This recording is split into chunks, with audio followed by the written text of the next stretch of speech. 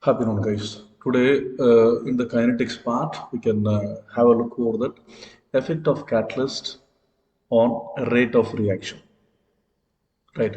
So, as we know that the catalyst is a substance which does not take part in the reaction. Right. That it will not undergo any permanent chemical change, but it will alter the rate of the reaction. Right. So let us have a look over this example. This when potassium chloride, it dissociates into potassium chloride and oxygen. Here, the MnO2 acts as a catalyst and it increases its rate considerably. But the MnO2 remains same at the beginning at and the end of the reaction, right?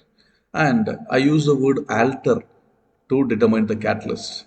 It means that it may change the speed of reaction, but the catalyst word should be used only the rate of the reaction is enhanced, right? When the rate of reaction is reduced, we should not use the word catalyst. There is a word called inhibitor or catalytic poison, right? The action of the catalyst can be well explained by the intermediate complex theory. Intermediate complex theory in organic will have the transition statement, so that is called intermediate state. So this theory says that the catalyst, what it does, it's participate in a chemical reaction and form temporary bonds with the reactants, which results as an intermediate product. Intermediate, it is not a product, no, intermediate complex, and then it again breaks its bond with the reactants to give the final product, and again decompose to give the final product. Right. So this is called the intermediate complex theory, right? So let us have a look here. So let us have a graph towards the reaction coding, that is the reaction progress here, and the potential energy, right? So let us consider a reaction here. So as we know that the reactants will have some amount of energy, and for the reaction to happen, this much of energy is required. This much of energy is required to for the reaction to take place, right? The catalyst, what it does, and we already know that the energy required to reach this place, that is from the reactor, from the energy for what the reactor has to the place where the intermediate complex is formed, that is called activation energy, right? The catalyst, what it does, it reduces the activation energy, isn't it? It has an alternative mechanism by reducing the activation energy between the reactants and products.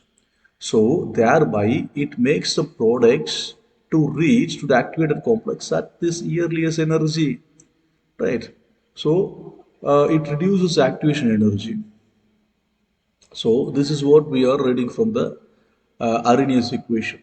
But we have to understand, yeah, we will be more clear here. Here, the energy of activation energy EA for with the catalyst, it is this much. The EA without catalyst, it is this much.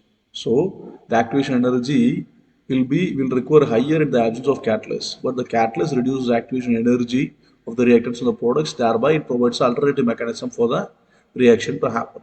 But the catalyst does not alter the Gibbs energy. It does not alter the del G of a reaction, and it catalyzes a spontaneous reaction and not the non-spontaneous reaction. And small amount of catalyst is enough for large amount of reactants, and it does not change the equilibrium constant. It does not alter the K, but it helps to reach the equilibrium faster in the reaction. Right. So equilibrium faster in the sense it catalyzes the forward as well as the backward reaction to the same extent, because the equilibrium should be reached. So this is the role of catalyst.